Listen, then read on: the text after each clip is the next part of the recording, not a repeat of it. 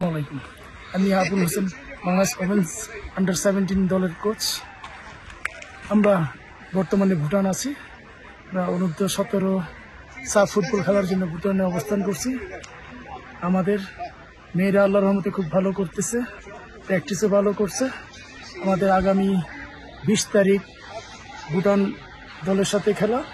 আপনারা সবাই দোয়া করবেন আমরা যেন সুন্দরভাবে সুস্থভাবে জয় নিয়ে মাঠ থেকে আসতে পারি, সেই দোয়া করবেন। আমাদের মেয়েরা আল্লাহর রহমতে ভালো আছে, দেশবাসী আমাদের জন্য দোয়া করবেন।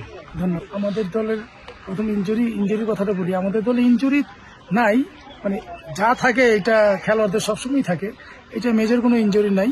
আমাদের দলে আল্লাহর রহমতে সবাই সুস্থ আছে। হ্যাঁ, মাঠের ব্যাপারটা আমরা তো আজকে আমাদের 2টা সেশন করলাম, আমরা গতকালকে আর আজকে করলাম। আমাদের এইখানে ভুটানে অনেক, আপনারা জানেন, অনেক এই স্টেমিনার অনেক সমস্যা হয়, দুধের অনেক সমস্যা হয়, যার কারণে এটার মিলাইতে গেলে আমাদের 2 দিন আসতে সময় আছে।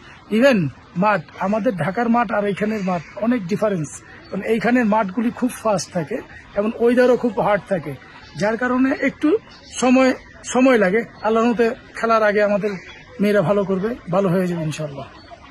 বাপুকে আমাদের এখানে খেলার 5 দিন আগে পাঠানোতে, কারণ আমরা 5 দিন আগে আওয়াতে আমাদের একটা খুব ভালো একটা মানে সময় এবং ভালো ট্রেনিং আমরা পাচ্ছি এবং ওয়েদারের সাথে আমরা খুব ভালো মানায় নিতে পারছি।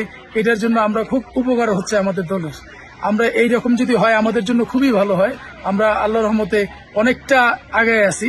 আমরা ওয়েদারের সাথে এবং পরিবেশের সাথে আমরা খাপ খাইয়ে নিছি। ইনশাআল্লাহ আমরা ভালো করবো ইনশাআল্লাহ। ধন্যবাদ।